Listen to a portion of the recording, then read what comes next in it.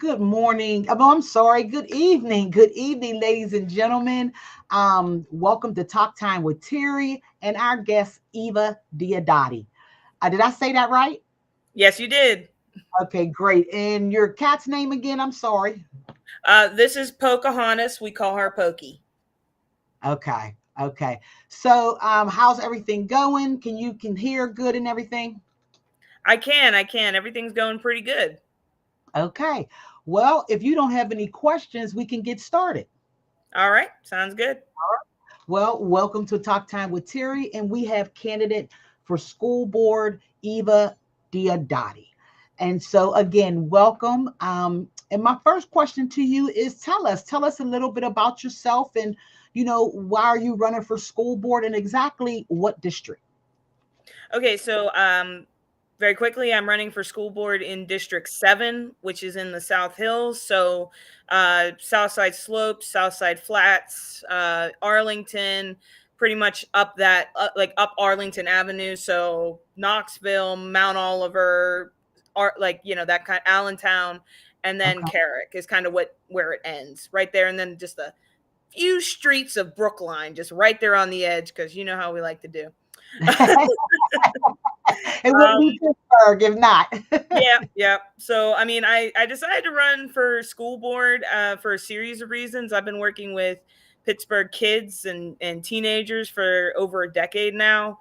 Mhm. I currently work at the Carnegie Library of Pittsburgh. I'm a teen library services associate, so I work with teenagers every day. I work out of the Hill District 1, so I'm working with teens. I'm hearing what they're saying, and I am genuinely concerned about our youth, and I wanted to be involved. And Mhm. then I found out that the person in my district, Jamie, was Mhm. not going to run again, and so I decided to take a step forward and try to do it. If you want something done, do it yourself, they say. So and I've been very lucky. I got connected with Black women for better education and everything, and they've really helped with what I was trying to what me in this process, because I'm very much new to running for office. Right. Okay, okay. Well, thank you for sharing that with us. What I heard, and I'm hearing a lot from various candidates, is they're seeing something wrong with the way that a system is going, and instead of staying on the sideline, you chose to jump in. So thank you so much for sharing that with us. Yeah, no, that's definitely was a major factor. What a few years ago, like really what brought my interest to the school board was when I learned about summary citations, and that Mhm. if a kid makes a mistake, and kids' brains aren't fully developed. It's like, I mean, it's science. Like the science says a child's brain does not develop at the same rate on all parts. So the part that says, hey, I can live forever, that part develops immediately. The part that says maybe don't do that doesn't. Mhm. So so a kid's impulse control, a teenager's impulse control is much lower. Mhm. So putting an adult level of consequence onto a child, onto a teenager, isn't fair, because their brain, one, is not physically developed enough to understand the implications of like a lifetime punishment like that. And currently they're on moratorium, but that was originally what kind of had my eyes on school board, because I have a lot of kids that make silly mistakes, because kids, we all make silly mistakes at 12, 13, 14. And I hated to think about these good kids who made a bad choice having their whole lives ruined, because they threw an eraser at a girl across the, classroom, Yeah, or they yeah. told off the school security guard. Wow. Yeah. Thank you. Thank you for that. Thank you for sharing that with us. Now, if well, you don't have a candidate, right, running against you. I do, yeah. So, if elected into to school board, what would be your top priorities? Can you share three with us? Yeah, sure. I definitely want to open up communication with educators. I feel like sometimes we all kind of get in our own little camps about things. And I know, teachers are there, and, teachers, and honestly, any school staff, they're there, they see and hear things more directly. So I would love to open up that like kind of communication level.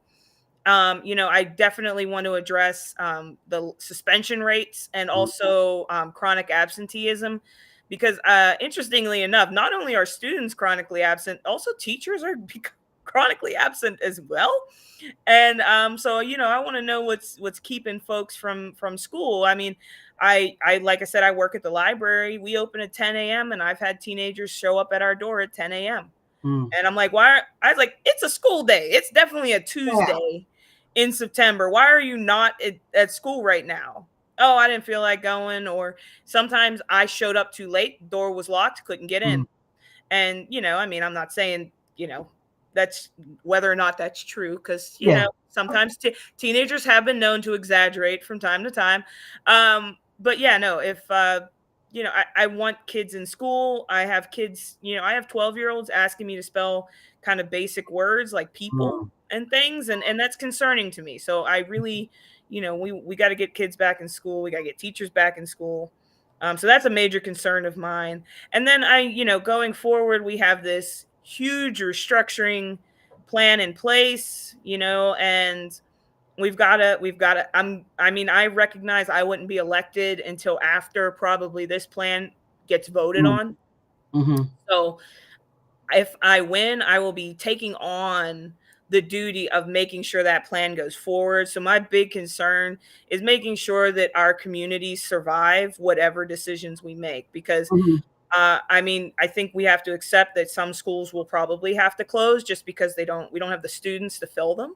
But I don't want to hurt the community by closing a school and not having a plan for the building and for the students. And, I don't want parents worried about where their kid is going to end up next year. It is very, it's a very stressful thing, because you have to plan for childcare. You have to plan for who's picking up your kid. Where are they being picked up? What are they walking home through? If the neighborhood isn't safe, or it isn't safe for pedestrians, then, that adds another level. So I definitely want to make sure we're getting community engagement and we're making the best moves for the community, no matter what the plan ultimately is that is then, on the next board, because that board will then have to put that into play. Right. So, I accept that I won't know what the plan is, but I definitely plan to be mindful of the community when we go forward. Okay. All right. Thank you. Thank you for that. Let me ask you something. Is there still truancy? So yes, and yes, truancy is still a thing. But I think the issue is enforcement of truancy is different, because I didn't really ever see, I've never seen a truancy officer. It was before my time as a kid, but sorry, the thing keeps popping up. No, you're fine. And then I can't see you, and I'm like, I know it doesn't actually affect the ability for you to see me, but yeah. Sorry. So yeah, so I mean, I remember hearing stories of a truancy officer used to be able to show up at your house, right, and escort you to school, and we don't really have those anymore. So truancy becomes only kind of ends up actually really only becoming effective once it's gotten so bad that it can no longer be ignored. So it takes a very long time for a school to notice that a child has become truant. Wow. So, I mean, I know for a fact, my brother, who is 8 years younger than me, he missed months of school. And then usually, only after so long, after falling through the cracks of communication with the school and between my mom and him and everything, it was only then that we were then being pulled into truancy court. Where a parent is getting yelled at, and it's but my mom was a single parent and was working, and you can only do, especially single parents, but any kind of parent, anytime you have to work or anything, you kind of have to trust that your child, when they leave in the morning, is going to the school. Yeah. And my brother was notorious for leaving and then circling back. Yeah, I think that was a big part of why it became minimal, because of the way that it was being the way that it was being handled. But I didn't, that wasn't even one of my questions. That wasn't even one of my questions. So I just threw it in there. So let me get Yeah. back to my questions because I Technically, it really, is still a thing, but it's not quite as enforced in the same way as it once was. okay, good, good, good. Okay, so my next question. So, as 22% of the Pittsburgh Public School budget is spent on charter school tuition. Hmm. So that's about roughly $144 million is taken away from the public school. So how can you or would you work towards ending privatization of public education? Well, I think that, like, I mean, I can't, the school board doesn't really get to say, whether or not charter schools happen. That's like a state legislator sort of position. Mm-hmm, But what I can do, and what's within the capacity of a school board director, is that I can figure out what they've got that we don't got. Because obviously, I mean, most of the parents that are most of the children being pulled out of Pittsburgh Public Schools are Black students. mm-hmm, They're being pulled out and put into charters, and their parents are doing that for their own good. Like, they're pulling them out because they think Pittsburgh Public Schools has failed them in some way, mm-hmm, and they're putting them into, you're going to do it the best you can, right? mm-hmm, And it's worth it to try and see if your child is going to do better. And I mean, I like I said, I work with these kids, and I have seen kids that get pulled out of Pittsburgh Public Schools, put in a charter, and they mm-hmm, thrive, or they do just as bad or worse and end up coming back. Like, there is both ways. mm-hmm, But so I think that what we can do is, yes, but we can't make any decisions about money and like how much money a charter school gets. Someone had questioned about that. Um, so yes, we can say yay or nay, but I think really our duty is to make PPS like the school. And mm-hmm, honestly, if a parent sees a significant improvement, they're going to bring their kids back, because it's very, no parent wants to pull their kids out of school, take them away from their friends, maybe yeah, a teacher that they like. It's not an easy decision, and it's not an easy process either. It's not like it's, a yeah, matter of email. You have to like fill out forms and stuff and negotiate, figure out the bus and all that kind of stuff. It's not an easy situation. mm-hmm, So I think our job is to say, okay, well, what's environmental charter offering that's really drawing people? Let's ask these parents. I think maybe I was thinking about maybe some sort of like, if you're going to leave PPS, we should ask you why you're leaving. mm-hmm, Like, oh, well, maybe we ask, because they do that for like, I mean, they do that for basic websites. So mm-hmm. Yeah, and they do. They even if you're a membership, right. yeah. So May okay. we ask why you're leaving? Because I mean, it would help us improve. Because if they say, well, my child is being bullied Mhm, constantly and we've brought it up and nobody seemed to do anything, well, that's a very precise issue that can be addressed. But if yeah. it's like, my child hasn't seen a single Black teacher ever, Mm, that's another concern, because there are like 3 schools in PPS that are currently like all white teachers, like mhm, every educator is white. And if you aren't seeing yourself reflected back in your educators, mhm. that can cause a problem. And I could understand why a parent might be like, I don't want my child to go to this school right now. Okay. So, Well, thank you. Thank you for yeah, that. yeah. So as I'm sure you're aware, PPS currently have a ban on suspension for pre-K to second grade. Hmm. And that's for like non-violent offenses. Yeah. What is your stance on increasing that suspension ban to fifth grade, sixth grade, fourth grade, third grade? I mean, I have a lot of feelings about suspensions. I think, I mean, they are, statistically uneven. Mm-hmm, mm-hmm, A Black girl is more likely to be suspended from school for the same infraction that a white girl would commit, mm-hmm, but a white girl is not going to get suspended. So I think, I mean, we do need to reanalyze like why that. I mean, like, obviously there's some bias built into that system. mm-hmm, I mm-hmm, really don't like exclusionary correction in general. I think this might also stem from the fact that I work at the library, and I have had multiple children, like multiple teenagers, show up because they've been suspended, and even though mom said not to leave the house, mom has to work, so mm-hmm. can't force them to stay in the house, right? So then they come and, I'm kind of glad they pick the library. They're not running the streets, but then it means like now my work, which is usually like in the morning, I take care of like all the administrative business stuff.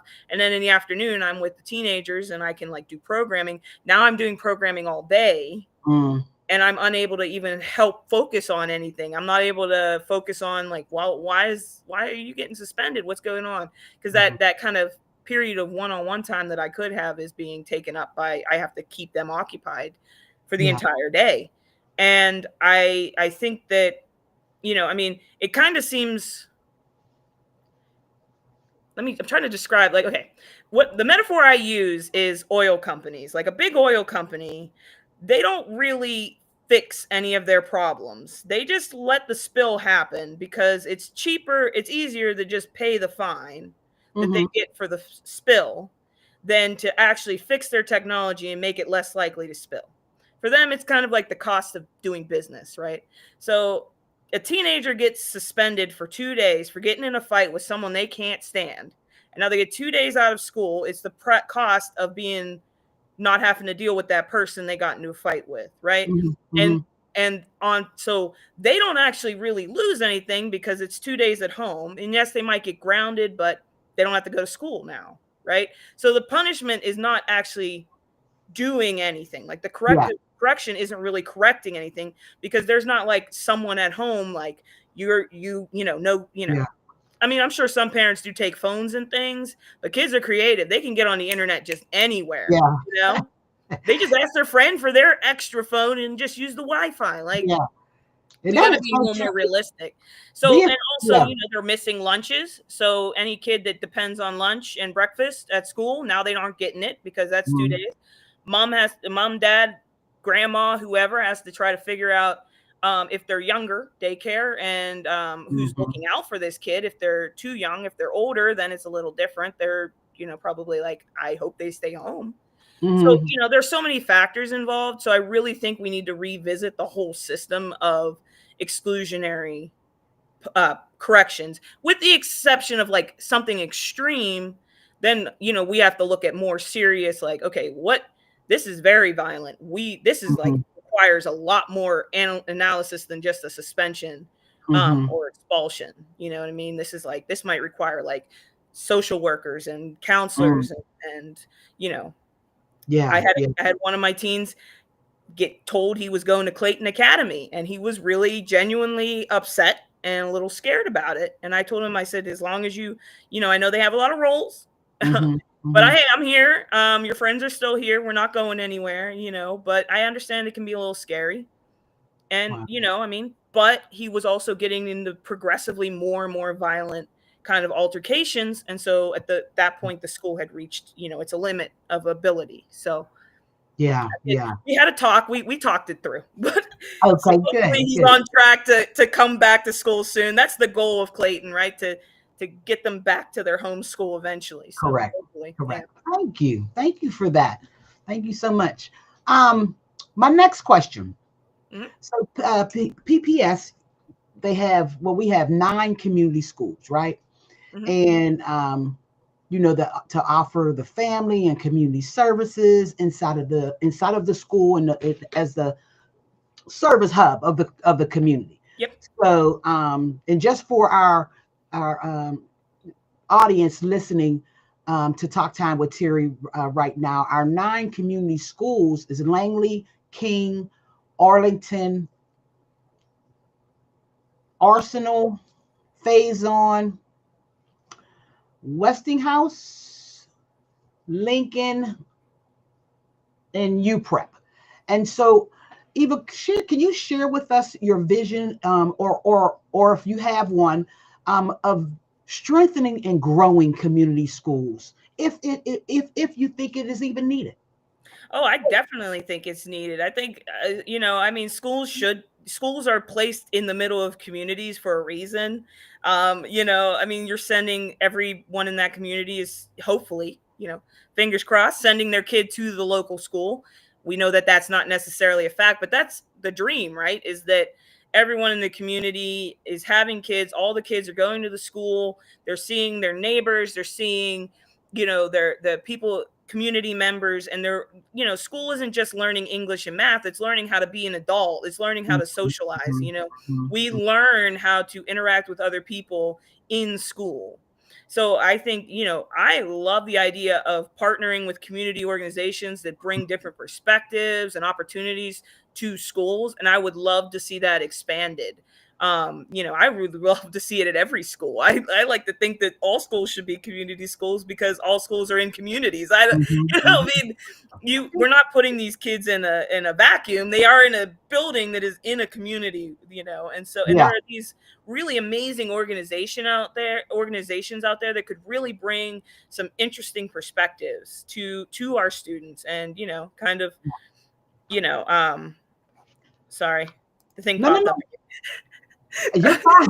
So I think of like Sisters Pittsburgh, who does a lot of work in the queer community, especially for people of color who are queer, and I think like, oh, what if we brought them in to do something? That would be so cool if they kind of could lead like a workshop, or, come into a class and talk about, history, like the history of the queer movement. Like there's so many amazing opportunities. Yeah.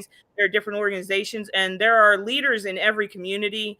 And honestly, all we need to do is ask the library, because library workers interact with the leaders of the community every single day, because a lot of them unfortunately don't have the money to, have a big operation. So they come to the library, they do their work. We learn all sorts of amazing things about startup companies and groups that are like trying to really build up their community. It's a beautiful thing to see.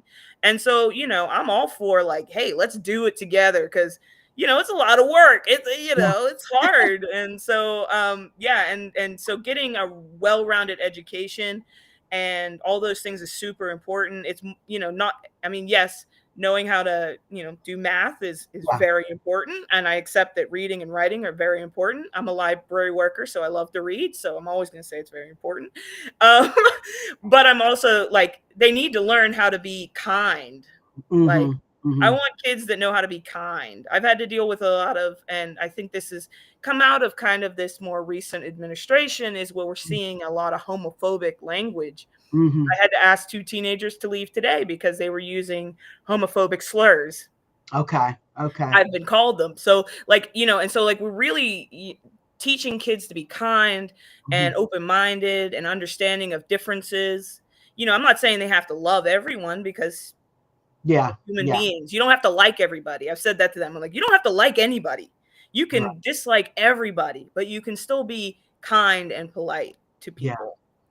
So that's kind of what I want. And so that's why I want, like, if I could make community schools and find more and more partners, like I want like a list. Yeah. Like, all right, who can we call in to come in for history class? Like, and just like going through the list and have people that we just like message, like send an email, like, hey, we're having a thing. You want to come and hang out, talk to the kids, and we just get all those clearances, because you got to go through get all that stuff, and just have that ready to go over the summer. So we get back to the school year and we're just like, all right, here's these people are coming to the school and they're going to be running these programs. And that's kind of my vision. I would love that. If I could make anything happen, that would be the thing. Okay. Now, couple things. Now, I don't know the other community schools. I know Mike Dean is doing an amazing job at Langley. He is doing an amazing job at Langley. And then the pop-up that you are seeing, and I do apologize, Eva, those are questions from the audience, but we will get to those down the line. Okay. I think, I see the question, the one that says messages from the audience will display here. That's not the thing. This one's the private chat. It keeps popping up. Yeah, because she's the back office is putting them into our private chat. So okay, I'm sorry. I'm like, what is? I'm very confused. And please, ladies and gentlemen, please continue to put questions in the chat for Eva. If we do not have time to give that she can answer all the questions, we will make sure that Eva has your questions. And at the end, we will be asking Eva for her contact information. So please hold on and continue to put the questions in the chat. Okay. So thank you so much for that. And I'm sorry I didn't tell you that, but I wanted to tap in on because you tapped in on the LGBTQ plus students. I want to talk about the ESL students, nonviolent students, and this, I shouldn't say nonviolent, students with specific disabilities. How can you, or how would you prioritize our children, underserved children, our Black students, our, as I said, disabilities, the LGBTQ plus community, ESL students, to be specific? Well, I mean, I think it's pretty easy. We just listen. Yeah. I mean, we ask and we listen. In Carrick, we have a very large Bhutanese population. Bhutan is kind of a small country in and around India. Like, it's around India. It's in that kind of region of South like West Asia. Mm-hmm. And I know that they're every community has like people that kind of are more community leaders, and I think we could reach out to these Mm-hmm. community leaders. I mean, honestly, you just find one business and you say, Mm-hmm. hey, I want to, how can we help you do better? Just ask. I mean, parents have a lot of ideas, a lot of really great ideas, and sometimes we're going to hear the same ones over and over, and maybe they aren't possible. But I think that taking the time Mm-hmm. is the least we can do. Because I don't know everything. No one knows everything individually. And, I mean, as far as kids with disabilities, I mean, we need to learn. I see, I'm a library person. So I'm like, I'm just going to learn about it. I'll read about it. I'm a researcher. I'll do research. I'm one of those people. Like, if you say, oh, what do you know about this? And I say, I don't know, but I'll let you know in an hour or so after I've read Yeah. some things. I'll do that. I like to do that stuff, and I'm willing to do that because otherwise it shows you don't care. Like, if you aren't willing to listen to anyone, then how can you make a difference? So if a parent comes to me and says that this school has, their school was not accessible or there's an issue, I genuinely want to know. And I'm gonna like bring that to the board and be like, look, what can we do? How can we help this person? Because this is a real concern. I had a parent ask me about half days and said, like, half days aren't designed for working parents, and they're not. They can be really hard on parents. And I was like, okay, I don't know much about them. I know that they exist. I mean, I obviously know them, but Yeah. I don't know much about them. So I was like, I really don't have an answer for you, but let me go find out. And I definitely sent a message out to like a bunch of people, like, what about these? Why did they start? What are we doing for them? Yeah. Is there some workaround that we could do to maybe keep the kids at school? Because, it's really hard on Okay. parents. But yeah, so I mean, I'm that's my answer. I'll listen. You got an issue. Yeah. And Thank I'll you. ask questions too. Like, sometimes I just don't understand, and I'm not afraid to be like, hey, I don't understand this. Can you like clarify? Because, I Um, mean, how else am I going to learn what to do? Thank you. Thank you for that. Couple more questions. Couple more questions. We're running out of our time a little bit, but Okay.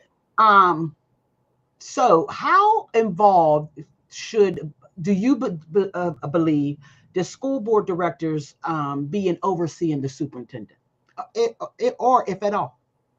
I mean, I think the goal is to work almost like, I mean, in the given current political climate, saying Mhm. this is going to sound a little meh, but the goal is to check and balance each other out. Mm. We're there to make sure the superintendent is, keeping focus, not messing around, not dragging his or her feet. We're supposed, that's our job. Our job is to make sure that things are moving and the school is, work. But then the superintendent also has their function of also making sure the school is moving, making sure the school board isn't dragging their feet. So I mean, I think that we're really meant to balance each other out. We handle different things, but in the end, the whole point is the goal should be the same, right? Yeah. So I mean, I think that's kind of my view of how that works. And and I'm not on the school board, so I'm sure that there are a lot more little bits and Yeah. pieces, like we can do this but we can't do that. And I know that there's quite a lot of laws um, involved with, especially with education. But I recently learned that if one person, like a millionaire, said, I'm going to give Pittsburgh Public Schools $1 million, he can't just do that. PPS cannot just take $1 million from some individual. I was like, what? But yeah, no, so that's a thing. I learned that and I was like, this is crazy. But I So like that because this is Talk Time with Terri is community educational, a civic series. yeah, So we love learning new things. So please, thank you so much that for was that. I couldn't believe it. I was like, so if someone had the money to like fix everything and they could just remodel every school, you can't just they just can't do that. That's just not how it works. There has to be an approval process, and I'm sure there's got to be there's a lot of paperwork associated, which I think would be no matter what. But yeah, it's not just like you can't just show up with a check Yeah. and just hand it over to the school board and be like, go wild. Like, it's just not going to work. Like, that's not the process. And so I know there's a lot of more nuance to working with the superintendent, working with the expectations of the board. But I think at its heart, it's meant to be just a relationship that is mutually, keeps you both in line, or at least that's what it was supposed to do. Okay. Yeah. Okay. I see that at the my tech is saying that we're not live, but I hope so. What we do got a question before I Okay. ask you my last two questions. Okay. Pittsburgh Public School is proposing a school closure plan. The consultant they hired recommended they close 16 schools. Dr. Walters is proposing to close 10. The community is demanding more information and has not received any. How many teachers will be let go if you know, and how will feeder pattern change and more? What are your thoughts on school closures? Well, I don't know the numbers because honestly, the school board doesn't know the numbers yet either. I have been following. It's not the most riveting videos. But I have been watching the school board meetings. Although this last agenda review got a little bit spicy, I'm just saying. I know it starts out pretty boring, but once you get past all the number stuff, that meeting got really interesting. But so Wow. local politics, man, who knew? But yeah, so anyway, but I don't think anyone wants to close a school. Like Mhm. there's heartbreak there. I don't think anyone wants to do ever just take away a school, right? Yeah. It's not an easy thing to do. It's not a simple thing. And I don't think anyone ever goes into it lightly. Like, I don't think a lot of people know, but school directors aren't paid for this. Like, there's Mhm. no money. Like, Mhm. so anyone who runs for school director is one, asking for punishment, but also really has to care. You have to have Mhm. some care because this is a long road. This is my first candidacy and I thought it would be a lot easier than this. It is not. I feel like I'm running for mayor. I've had to, you get a lot. It's a lot. And Yeah. and I'm not even getting paid. I'm like, you know, so I think that there is passion. So I never would, I don't think anyone's going to be like, yeah, let's close school. Well, a person with sense would never say, yeah, let's close schools because Yeah. that's Yeah. Yeah. cruel and irresponsible and unreasonable. I don't know any numbers because they don't know any numbers. So they're trying to get a demographer in and so feeder patterns will be determined after the demographer goes through and analyzes just what exactly the structures of our communities are. So there won't be a defined feeder pattern until after that person does their work. Okay. And I can tell you based especially on the agenda meeting, but just in general, from my understanding, no move is going to be made without kind of a knowing where these Yeah. kids so your kid isn't just going to be like the school's going to close and it's like good luck and they close the doors, good luck and have the best thing. But also schools aren't buildings, there's more to it, the people, the spirit of the school. So I think what something I care about, and I think from the directors that I do know on the board and I've talked to, there is a desire and a need to carry carry the spirit of these great schools on to the whichever next school there Yeah. is. Yeah. I mean, I know for a fact, like the Wool Slayer building is kind of like crumbling apart, and it's Wool Slayer is not the building; it's the awesome students and teachers there. I mean, I recently met with I don't know if you've heard of the folks who proposed the community proposal, which is like an alternate plan. Still acknowledges that there are going to have to be some school closures just because there are no students and some of the buildings are in pretty bad repair. And I met with those parents, and a lot of their concern wasn't about the building. It was the spirit of the school getting, the kids, this awesome teacher their kids have being let go. And I know that the main plan, at least as from what I've talked to people, is not to lose teachers. Like we aren't like, there's no plan to like, just like fire 150 people. And like, that's just not how anything works. And also they're union. So love a good union contract. I'm also USW 9562. Shout out real quick. Shout out. So I love a good union contract. Theirs is like 50 pages. It's a pretty epic contract. So, just firing a bunch of teachers is not going to happen anyway. But I know, as I understand, there is a plan to make a plan to move, people to whichever, try to get people moved around rather than let go or vanish. Yeah. So before we wrap up this evening, why you? Why me? Why you? Nobody else was stepping up. I'm not necessarily a politician, but I am pretty active in social justice. I've done a lot of work with social justice, in line with both my professional work and just my own personal life. And, I feel that, I care. I really want the best for all of these students. And I also think that I have the grit, determination. I'm stubborn. I'm loud. If you can't tell from this recording, I don't know how I'm coming across, but I'm loud. And I'm not someone who's like, I'm also a queer person. I'm out, and my teenagers know that I am out. Like I didn't enter this race hiding who I was. And I'm not going to let anyone force a student to hide who they are. And I'm not going to let like our kids suffer because of my own personal ego. I understand people are going to be mad at me if I win and we are going forward with this. I know I'm going to get some vitriol, but I've dealt with that before.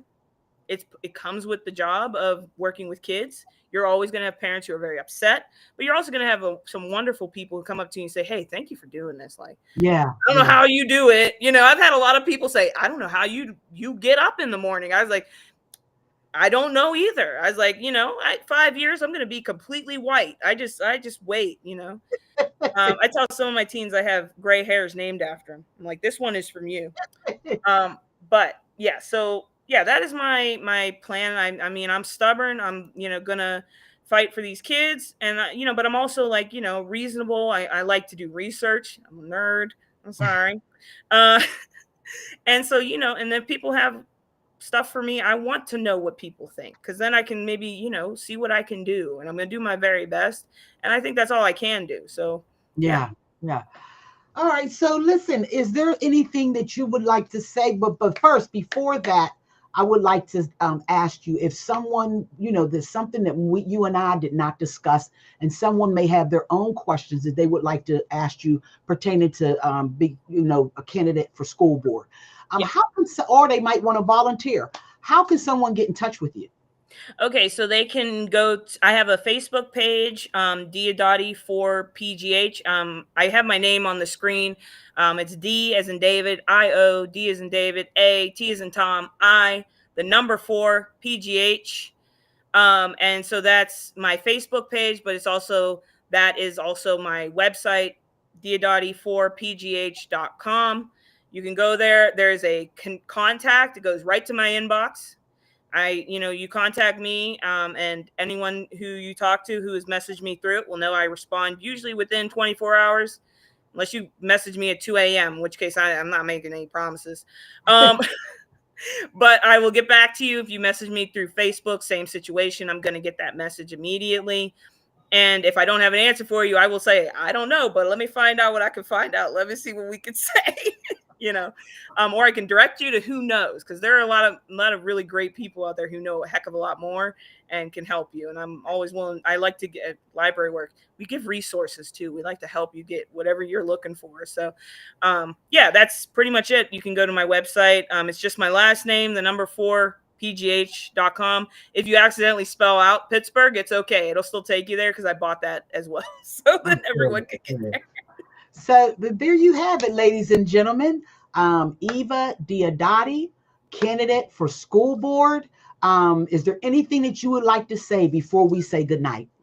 No, thank you for taking the time to meet with me, and thank you to anyone who was listening. I appreciate you, putting like an hour or so of your time, to hear what I have to say and listen to me ramble on. Well, there you have it, ladies and gentlemen. And with that, we're going to say good night. Thank you so much for blessing us on our Talk Time with Terri, taking out time of your candidacy. Run it, because I know it's you going back out tonight? Not tonight. No. I get to stay in this evening, but starts first thing tomorrow, Yeah. All right. And there we have it, ladies and gentlemen. And with that, thank you so much for joining Talk Time with Terri. Good night.